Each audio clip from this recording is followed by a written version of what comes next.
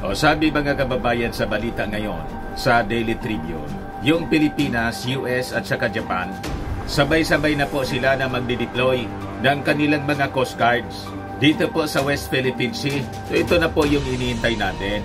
Ang intensyon mga kababayan ay para masiguro na ligtas po ang paglalayag ng ating mga mangingisda, ligtas in free yung activities ng ating mga mangingisda dito po sa West Philippine Sea. So ito na yung response mga kababayan ng ating gobyerno doon sa panawagan ng ating mga mangingisda na tulungan sila. Nagpapagang mga balita at pagtalakay sa mga isyu na lipunan. Bulsa, opinyon, banat at paglalantad sa katotohanan. Bulsa, what you see is what you get. You decide. The other day po, kahapon yata yon, nagrally yung mga mangingisda para kondinahin po yung activities ng China po sa West Philippine Sea. Isabi ng ating Pangulong Bongbong Marcos po, Filipinos don't yield. Maisog po yung ating Pangulong Bongbong Marcos. Filipinos do not yield. Di ba? Nakakatuwa ang ganitong mga developments po. So ito siya yung balita sa Daily Tribune. Philippine, US, Japan Coast Guards vow to keep South China Sea safe and free. Binanatan din mga kababayan ng ating Philippine Navy yung naval drill na ginawa ng China sa Iskoda Shoal. Di tayo po palulupig dito sa mga Chinese na to. Sabi ng ating Speaker of the House, hindi tayo papayag na ganun-ganun lang ang trato. We will be very firm. Kamusta naman niya Mr. Maravilla Sinday? Baka no comment pa rin. Tama kayo po. No comment pa rin mga kababayan si Inday. No comment on China. It's not my job, anya. No comment hanggang ngayon. Vice President Sara Duterte remains silent on Philippine-China relations despite recent reports of aggressive activities in the West Philippine Sea. The country's second highest official stands by her brother Davao City Representative Paulo Duterte's statement that it is not my job to demonize China is enough. Ganon mga kababayan. O ngayon, yung mga personalities dito sa Pilipinas pa na mga pro-China, bibigyan ng honor. Ayan po mga kababayan yung balita dito sa Manila Times. 6 recognized for promoting friendly ties with China. I-honor po sila. O, may okasyon po sa Centennial Hall ng Manila Hotel sa June 7, Friday. Sino-sino niya Mr. Maravillas na yang i-honor? Mamaya po, ibigay ko sa inyo kung sino tong mga personalities. Kilala ninyo? But before ko mga kababayan ibigay sa inyo yung full story ng mga balitang yan, click subscribe mo na dito sa ating YouTube channel. And hit the notification bell para lagi po kayong updated sa mga kaganapan dito sa ating bansa. Like and share na rin po ninyo ng ating video. At huwag na rin po ninyo na skip yung ating mga commercial ads para tuloy-tuloy lang ang pagpunlad ng bagong Pilipinas. Sa mga nagganap ng malinis and spacious fitness gym, pumunta lang po kayo sa aming Colosal Fitness Gym. We also offer Grab car rental with our brand new 2023 model ng Toyota Innova. Sa mga naganap ng malinis and spacious fitness gym, pumunta na lang po kayo sa aming Colosal Fitness Gym. We also offer Grab car rental with our brand new 2023 model ng Toyota Innova. We also accept booking for those who are planning to travel via PAL, Cebu Pacific, and other airline companies, local and international, and Meralco Bills, Aleco Bills, PLDT, etc. Ang Colosal Fitness Gym is located at 3rd floor Security Bank Building, Landco Business Park, Legazpi City, Albay. For inquiries, book for Chidon Maravillas, contact number 0966-802-0949. Pati mga foreigners po, pumupunta sa aming gym, mga British tourist po sila. Lagi na set up na rin po yung aming mga brand new gym equipments. Na-set up na rin yung aming mga bagong gym equipments. May treadmill na rin po kami. May Ito naman po yung kami. bago naming product na binibenta Ito online. naman po yung bago naming product na binibenta online. sa aking iGlow Serum Whitening before and now. Yung mga inquiries po ninyo, dumiretso na lang kayo sa yung mga inquiries po ninyo, dumiretso na lang kayo sa kanyang Ito naman po, Facebook Firmax account, Firming Chris and Maravillas. Lifting Cream. Pinapay Ito po sa naman mga po, pulses Firmax and Firming affected and area. Lifting Cream. Mainam po Pinapay ito sa mga pulses pains at at paninigas na mga affected area. Mainam po siya sa mga pains. Ito Automax mga, Radiant Serum. Sa mukha naman yung paninigas application. na mga Anti-aging po siya. kasukasuan. You will look 10 years Pinapay younger than po your siya age. sa mga Sa mga pulses. cancer patients Ito naman naman po, po, baka lang Automax gusto ninyo Radiant itong Serum. try. Sa Name mukha siya naman rin yung mixed application. Hindi man po siya Anti-aging gamot, po siya. food supplement You will siya. look 10 Kaya years lang gawa younger sa than mga your age. kababayan sa good Sa mga cancer yung good patients Seed naman may po, baka lang anti-cancer gusto ninyo itong properties. itry. O ngayon, Name yung siya mga rin inquiries mixed ninyo, food. dumiretso na lang Hindi kayo man sa po aming siya gamot, messenger sa food Facebook supplement. para Kaya masagot lang, namin gawa siya agad. mga kababayan Ayos sa pa? good Seed. Ayos. Yung Ayan, good Mr. Seed may Maravillas. anti-cancer So, properties. balikan natin mga Yung kababayan inquiries nito, po ninyo, mga dumiretso na lang kayo sa magagandang aming messenger sa developments. Facebook Ang para ibig lang sabihin masagot nito, namin agad. yung strategy Ayos pa? ng ating Pangulong Mr. Bongbong Maravillas. Marcos na ma-engage, ma-invite po, mag-assemble po ng superior force para i-push back yung activities ng China dito sa West Philippine Sea. Nagkakabunga na po. Ito yung hindi kayang gawin po ni Digong kasi si Digong po masaya na maging province tayo. Yun mga kababayan, kaya mag-isip-isip kayo. Palapit na po yung midterm elections. Siguradong mangingialam po ang China. Gusto nila friendly sa kanila ang mauupo na mga local and national officials natin para tahimik lang, hindi papalag po habang iniintensyonan yung ating kayamanan. Ganun po. So, ang iboto natin pong mga senador, yung mga lumalaban para sa ating karapatan dito sa West Philippine Sea, yung mga tahimik at saka lalo na yung aktibo na pro-China po, never natin pong bigyan sila ng pagkakataon na makaposisyon. Huhudasin tayo sigurado. Ngayon nga po, inuudas tayo. Tama? So ito po yung balita. So makikipag-collaborate po tayo with the United States saka yung Japan, yung Philippine Coast Guard, yung Coast Guard ng Japan at Amerika para masiguro po ang ligtas at libreng paglalayag dito po sa West Philippine Sea. So sabi po ni Admiral Ronnie Hilgaban na nag-attend ng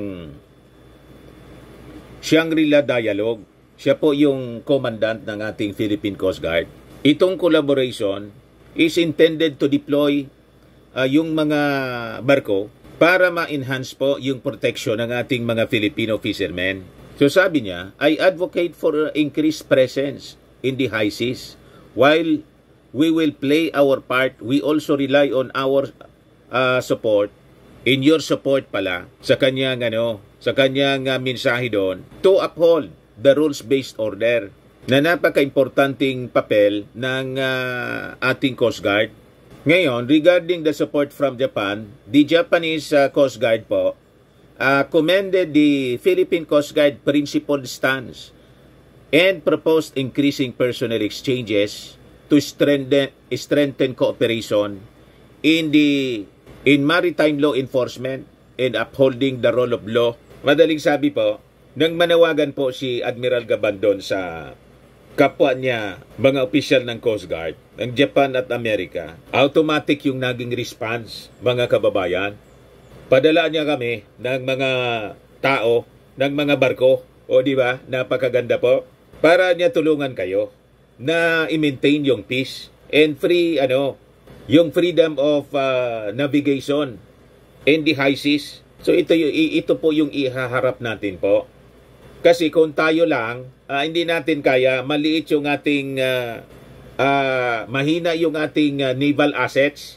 Kaya yung strategy po na ginawa ng ating Pangulong Bongbong Marcos is to engage our friends. Ang galing ng pag-iisip po, matalino kasi yung ating Pangulong Bongbong Marcos. Malawak yung kanyang kaalaman. Ngayon, sabi dyan, meanwhile, yung US Coast Guard, nag-pledge din mga kababayan na magdi-deploy sila ng kanilang North Pacific Coast Guard para tulungan yung ating Philippine Coast Guard in defending its sovereign rights dito po sa West Philippine Sea. Kasama dyan yung pagsagawa, mga kababayan, ng additional training, devising dynamic tactics, and equipping ships to counter emerging threats on the high seas. So, unti-unti po, pag nakita na ng China, hindi niya tayo obra rito kasi may kasangga na yung Pilipinas, nandyan yung Japan at Amerika. Itutulong pa sa atin, mga kababayan, yung Australia, saka yung India. Tapos yung yung France nga, nag-fourth visit yung Navy ship nila dito sa Manila Bay. At yung France, mga kababayan, siyang magsusupply sa atin ng pinakauna nating submarine. So magkakaroon na tayo ng submarine, mga kababayan, parte ng ating modernization. Kasi kailangan po nating palakasin ang ating defense. Napabayaan po ng mga previous administrations. Kasi tingnan ninyong ginagawa ngayon ng China. Nagsagawa sila ng naval drill sa may Skoda Shoal. Ayan po. Ito yung Skoda Shoal, mga kababayan. Ayan siya, mga kababayan. Sabina Shoal, Skoda dito sa atin ang tawag. Sabina Shoal, Skoda Shoal. Napakalapit sa Palawan. Dito na sila nagni-naval drill yung China. Ayan yung malapitan na itsura ng Sabina Shoal, mga kababayan. Grabe po ang pagwawalang hiya sa atin ng China. Pero sabi nga natin, mga kababayan, may hangganan ang lahat. May tamang oras. May mga strategy tayo na ginagawa po. Hindi tulad ng previous administration. Tinulugan lang po. Kaya pumalag po yung ating Philippine Navy. Wala niya silang right to hold a military exercise within the Philippine Exclusive Economic Zone. Sabi po ni Commodore Roy Vincent Trinidad, spokesperson ng West Philippine Sea, spokesperson ng Philippine Navy for West Philippine Sea. So sabi po ni Trinidad, yung naval drill daw ginawa from 11 in the morning to 6 p.m. nung linggo, June 2, and nung Monday lang, June 3. So sabi po ni Trinidad, yung drill involved the launching of the hovercrafts ng People's Liberation Army Navy aircraft at some maneuvers at sea. Ito pong Skoda Shoal, mga kababayan, is located around 71 nautical miles or 131 kilometers galing po sa coastline ng Palawan. Diyan mismo po, mga kababayan, nandito ito yung 200 nautical miles.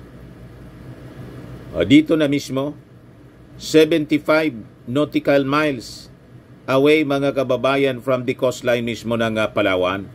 Dito na nagkaroon ng naval drill yung China. Matindi po. Ito ang Skoda Shoal, sabi po ni Trinidad, sisilbian niya siyang rendezvous point para sa resupply mission natin. Diyan nagmi-meet po yung ating mga sundalo para sa resupply mission ng ating armed forces para dyan sa Ayungin Shoal, kung saan naka-station po, nakasadsad yung ating BRP Sierra Madre. Kaya doon sila nagsagawa ng drill yung China, naval drill. Pero Mr. Maravillas, no comment pa rin si Inday. No comment pa rin po. Buti na lang, yung ating speaker po, talagang kung ano yung posisyon ng ating Pangulong Bongbong. Palibasa, pinsan po, all out yung kanyang support. Yan po yung statement ni Speaker Martino. Sabi dyan sa report ng Impact Leadership, Romualdez, matatag ang paninindigan laban sa China. House Speaker Martin Romualdez is firm on his stance that Philippines-China relations would not improve as long as Beijing pursues aggressive activities in the West Philippine Sea. Nakakalungkot niya talaga. Nalulungkot tayo dito sa ginagawa ng ating kapitbahay, mga taga-China. At sana tigilan na nila itong mga aggressive behavior kasi hindi gaganda ang relasyon natin. Hindi tayo papayag na ganun-ganun lang ang trato. We will be very firm. Yan po ang totoong leader, naninindigan. Yung isa po, no comment pa rin po. No comment? Hindi ko man niya yung trabaho. O di ano niya, Mr. Maravillas, yung sinasabi mo kanina na may recognition para doon sa mga pro-China dito sa ating bansa. May recognition ceremony po. Ayan o, 6 recognized for promoting friendly ties with China. Wala man pong problema sana. Kailangan nating makipagmabutihan sa ating kapitbahay. Pero paano tayo makikipagmabutihan na yung ating kapitbahay po nananamantala sa atin? Inaabuso tayo? Gustong kamkamin yung ating kayamanan po? Pwede ba yung ganon? Lumalabas sila mga kasabwat.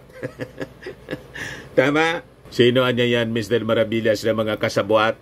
Kilalanin natin dito. Sabi rito sa balita, 6 people who have promoted friendly ties in mutual understanding between the Philippines and China will be honored at the ceremony at the Centennial Hall of the Manila Hotel on June 7. A joint undertaking of the Association of Philippines-China Understanding, APCO, and the Embassy of the People's Republic of China in the Philippines.